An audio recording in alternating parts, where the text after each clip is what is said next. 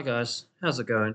My name's Espy, and today I just want to do a video on how I solved the physical 3x3x3x3. I was the first person ever to solve this puzzle. This puzzle was invented by or designed by Grant Stanton or Grant S. And the program I'm using is made by Akai, and he's made this program to fully represent a functional physical 3x3x3x3.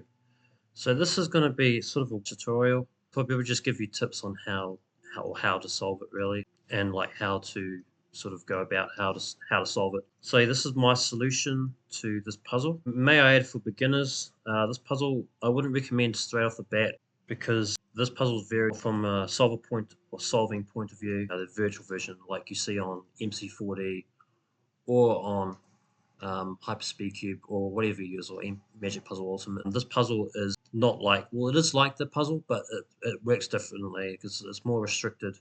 So I highly suggest that before you try to attempt this puzzle, some knowledge on like the virtual puzzles on MC4D, Hyperspeed Cube, or Magic Puzzle Ultimate. Those puzzles are kind of more, there's more freedom with those puzzles. There's less restrictions. On this puzzle, there's heaps of restrictions, like of any physical puzzle. You can't access all the moves. Yeah, so for beginners, I highly recommend you first try out, get a fair understanding on virtual puzzles on MC4D, Hyperspeed Cube, or Magic Puzzle Ultimate, if you will. And you can download the simulator in our server, in our physical Hypercubist server. You can and there's a resource channel where you can actually download this program made by Akai. So go and check that out. And so I also recommend that there's a video by Mark Ringuettes. He does like these. It's like a visualization on the physical puzzle to the virtual puzzle, like on MC4D. Watching that video as well is a good understanding on how the sides, locations of the sides, and how it represents from virtual to physical. So highly recommend you watch that as well. Watch that video to see how to get an idea on how to sort of visualize a virtual puzzle to a physical puzzle. That video is also quite helpful. It helped me a little bit to understand this puzzle and like all the sides and with what they correspond to on like an MC4D virtual puzzle kind of thing. So yeah, so that video is in the description as well. Let's get straight to it. You can also push H. That's all like the commands here. So it's like, move camera, left click, right click, drag, and all that kind of stuff. They've got all the cells, all the movements like IK, rotate, gyro, and then M comma period, move out of parts kind of thing. So that's all that. So you can also refer to this as well when you're doing it. So as you can see, this puzzle is kind of like, if I go here, it resembles sort of like this cuboid. I just want to go over the cells. I'm going to go over the cells. The cells on this puzzle is we have, this is right, and then this is left. So left and right. So W is for left, and F is for right. Inside, outside. So inside is D, outside is V. So the V, when you hold down V, it highlights the outside, and if you push down D, it highlights the inside, which is this here. Front and back, and S, that's the front cell. So this is your whole front cell here. And if you highlight, so that highlights the front cell there. And then if you push R, it highlights the back cell. So that's front and back. And then you have up and down. So that, if you push E, that highlights the up cell. And then if you push C, that highlights the bottom cell down there. So those are the cells. They're pretty, so you left and right, up and down, front and back, inside and then outside. So those are the 8 cells. Talk about the restrictions on these cells. The left and right cells are the key to this puzzle. These cells right here are technically your best friends, I should say. These here are fully accessible, like left and right have no restrictions whatsoever. So you can turn them wherever you want. Just like if you take a physical 2x2x2x2, you can just take the left cube and just move it wherever you want and place it back on the puzzle. And you can kind of see that they have their full colors on them. So you see how this is all yellow and then this is all white. I'll just move that back a bit. We'll go over these outer parts in a second. And so to move these cells, you can do like I and K. So that's the X rotations here. So that's like X and that's X prime, and then X2 if you wanted to. You also got Y rotation, so that's Z rotation. So you got Z and then Z prime, and then Y and then Y prime. So so X rotations is I and K, this is U and O, and Y rotations are J and L. And you can kind of see that if you push H. Also, if you go, left is W. So if you hold down W, and then you did I and K, you rotate, X prime kind of thing. Same with the right. So if I hold down F, which is the right cell, if I push I and K, that moves it in X rotation, U and O, Y rotation, and then J and L. J and L, Y rotation, and then U and O, Z rotation kind of thing there. And it also explains in there. These cells are fully accessible. You can turn them wherever you want, like X, Y, Z, basically anywhere you want. There's no restrictions whatsoever. So if I fix that a little bit.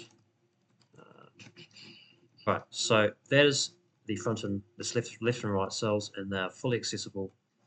You can turn them wherever you want. However, I and O cells, D and V, so D is inside and V is outside. These are restricted by x-axis rotation, so you can only turn it on the x-axis. You can't do Y moves, you can't do Z moves. To do a Z move on an inside cell, you'd have to do some gyroing. So if we go to the inside, we push D, that highlights the inside, and we push I and K, that is an inside cell rotation. And you can only do X rotations on the inside. You can't do any Y. So if you go JL, it won't do anything. If you go UO, it won't do anything. Then outside, which is this, and you go IK. And this is also restricted to X rotations. You can't do Y and Z because, they don't work. Now let's go over the F and B cells. So that is holding down S and holding down R. These cells are only restricted by 180-degree Z-axis turns. So you can't do 90 degrees Z rotations because they require gyroing. They're restricted to 180-degree Z-axis rotations. So technically just this. So that's like just basically turning twice on the Z-axis for like the green cell, for example. So they kind of they rotate on the Z-axis, but they're only 180 degrees. You can't do 90-degree Z-axis, and you can't do Y-axis rotations or anything. Because if you try and push J and L and holding down S, it won't work. Same as B as well. So it's only Z rotations, 180-degree Z rotations, nothing else. So they're only restricted to Z-axis 180-degree turns, nothing else. Now we go to the top and bottom, the U and D. So that is E and C. These cells are restricted by 180-degree Y-axis rotations, so nothing else. No Z's and no X's, just 180-degree Y rotations, and they are like that. So that's all they can do. It's just that. You can't do X, you can't do Y. You can only do, and you can't do 90Y as well. To do a 90Y or any of the other rotations, you'd have to do some gyroing. So same with C. You can highlight that, and it can only do Y rotations. A double Y rotation, it can't do any single Y rotations, and it can't do Z or X moves. So that's all the cells and how they move. Now we get to some gyroing. So gyroing basically moves cells to different locations technically, so it kind of moves them to different parts of the puzzle. And you use gyroing normally in this puzzle to kind of turn cells that are restricted, that are restricted kind of thing. So that's why the right and left cells are important, because you can actually move cells to these locations to turn them wherever you want. And that's what I normally do when I'm solving this. Well, I normally go by 3 types of gyros. A primary gyro is technically a gyro with left and right. So a left gyro, when you hold W and you push spacebar. So spacebar is a gyro move, so you just push spacebar. and that is technically just a control click on the left cell on MC40, if you will. That's what you also call on this puzzle a left gyro.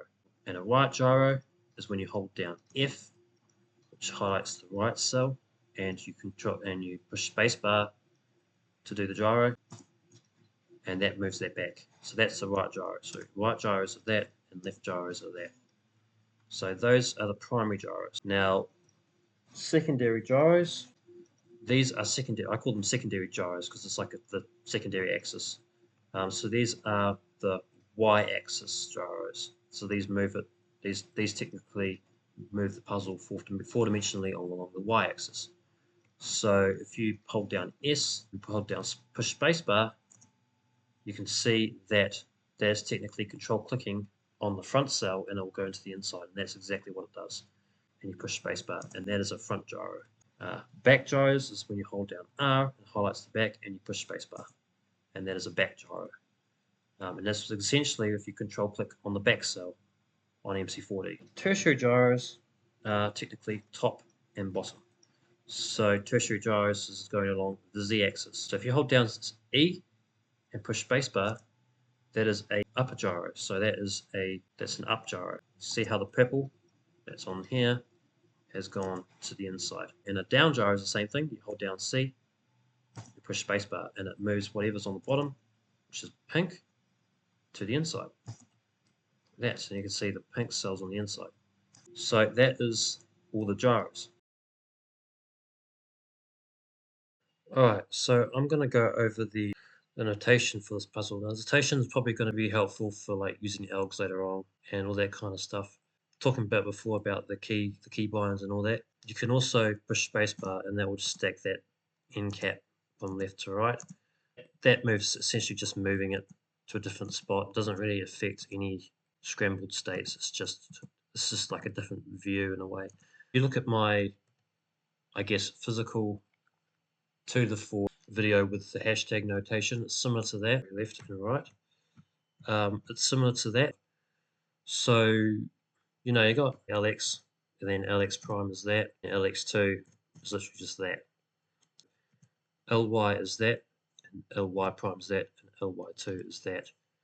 And then LZ is that, LZ prime is that, and LZ2 is that. So that's the L cell. R cell is, you know, RX, RX prime, RX2, RY, RY prime, RY2, and then RZ, RZ prime, and RZ2, that kind of thing. So you've got those movements. And then you get to these cells. The term for this movement is always FC2. So FC2 is that. BZ2 is this. That's a BZ2. UY2 is this, and it'll always be UY2, like that. UY2 and DY2 is that. So that's kind of like the movements that is available. Then we get over the gyroing moves. Gyroing moves, there's the notation for that as well. They are normally in brackets. You get a bunch of gyroing moves, they're all in brackets. The first gyroing move I want to go is the primary gyros. So LG is left gyro, and RG is right gyro. Then we get to secondary gyros, which is the F and the back. So FG, front gyro, which is FG, and BG, and that's BG. So FG and BG. Tertiary gyros, which is top and bottom. It's up gyro, spacebar, that is an up gyro, or UG, and down gyro, and that is a down gyro, or DG. So UG and DG.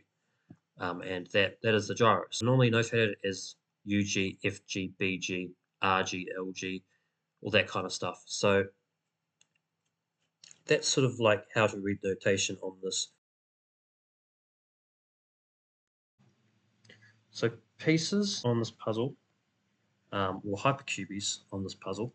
So if you just hold down the mouse wheel and you just spread it apart like that, so if you just like hold down mouse wheel, just drifted the mouse up, it sort of opens it up like this. You can see here you've got 1Cs. Now 1Cs are these full color cubes, and there's 8 of them.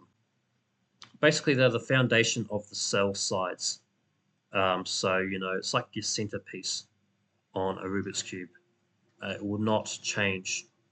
These just stay in the same place all the time during the solve. And these technically tells you what the cell is when it's solved. Because if you look here, there's your whites, 1C there. 1C's in there, followed by all the 2C's. 3C's are out around here, and then 4C's along here. But we'll go with 1C's first. So it's fully colored white cube's the white cell, and if you just push the, it's this whole cell here. That's the white cell.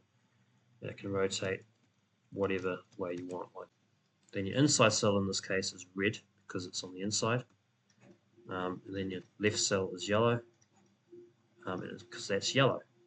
So yellow's there, red's your inside, and then white's your outside.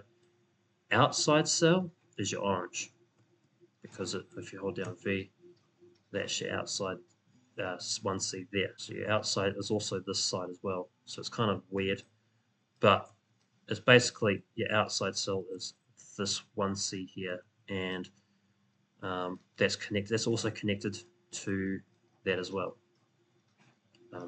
But it's just over here because of physical reasons. Now here we get to the sticky outy bits. So here are the sticky outy 1Cs. So you got you got purple, green, pink, and blue, which is here. This is the top 1C. This is the top cell 1C, and it's located in this position.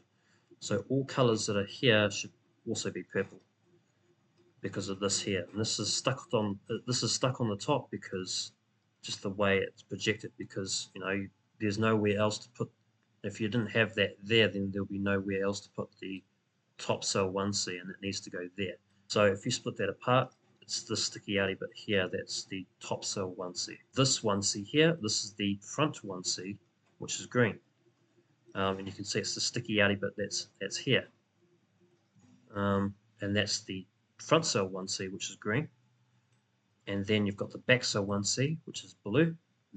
All this contains blue. And then you've got the down cell 1C, which is here, which is sticking out like that. So that's the pink cell 1C. And also down here all contains pink. So that's sort of like this part of the sticky outy pieces, which are these 1Cs here, as well as all of these 1Cs in here. So that's all the 1Cs and the one colored pieces, and they're always, the stationary, they don't change, they just stay in the same place. All the pieces revolve around these pieces here. Now 2Cs are these diamond shaped pieces. And these sticky outy pieces, so you can see this green cell's attached to this 2C, and it can go, if you push M and sort of like the period key, you can see they can change.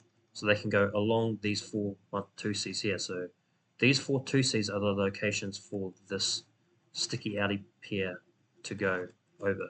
So 2Cs are always, the diamond color on the 2Cs is always facing its 1C. And that's how you know it's correctly oriented, the right way round. So this green diamond is facing towards the green 1C. That's good. And you can see on this side, if we turn it around like that, and if we split it up and look like that, that's the 2C that we looked at before. The yellow diamond is facing towards the yellow 1C.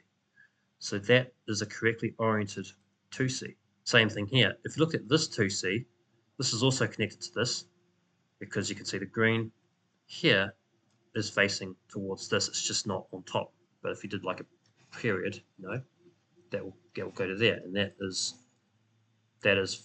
green is facing towards that 1C. And if you turn around the other side, looked at that same piece, the red diamond on that same 2C is facing towards its red 1C. So that's the thing about 2Cs. They're pretty easy to look at. What you got to do is look at the diamond color, and if the diamond color is facing towards its 1C, that means it's correctly oriented. Yeah, there's also 2Cs on these sticky outy pieces as well. So if you look out here, this 2C is connected to this 1C and this 1C, and so this here is the sticky outy 2C for these two 1Cs here. You can see the purple is touching this, or basically facing sort of on the top. So if you think about it as sort of like up, it's actually it's facing towards its 1C. But if you did this right, if you push sort of like semicolon, if you did that right, you can see how that's facing towards its 1C. And same thing here. And you can see here, this green 1C, this green diamond is facing towards its green 1C. So those are those sticky outy 2Cs, which are kind of weird.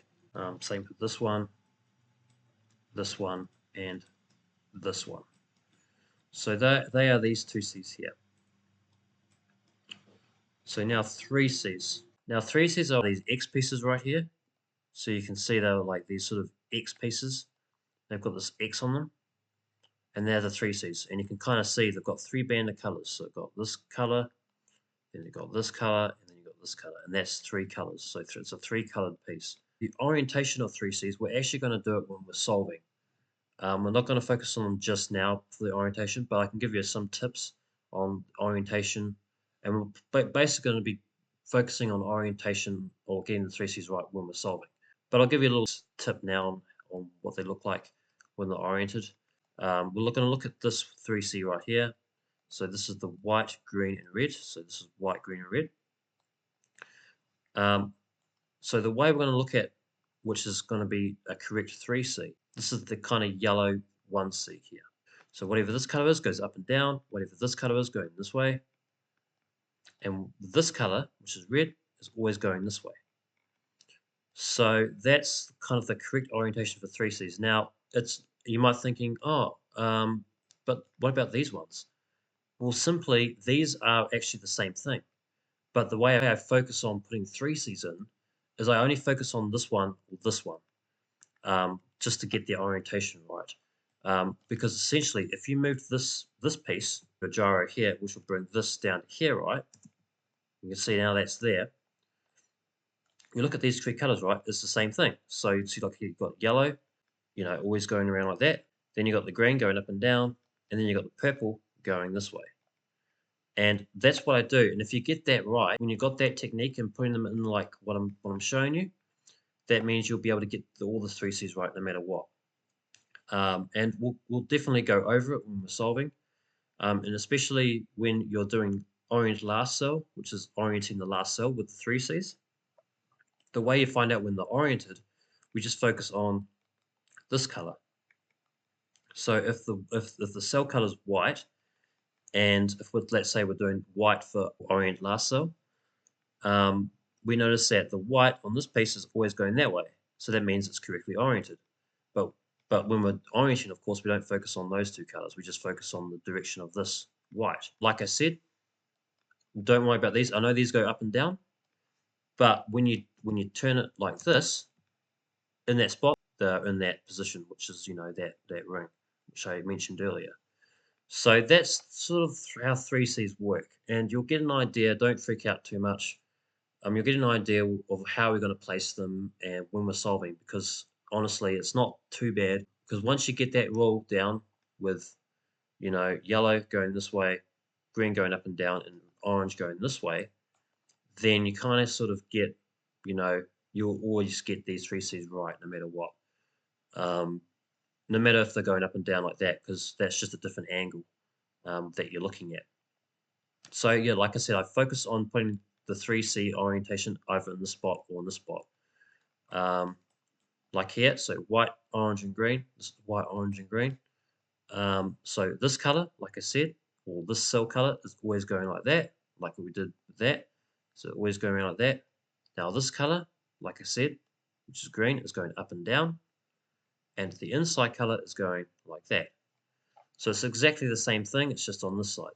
Yeah, so that is 3Cs. Now 4 color pieces, you should be familiar with them. If you're familiar with Melinda's 2x2x2x2, then they're simply these corner pieces here.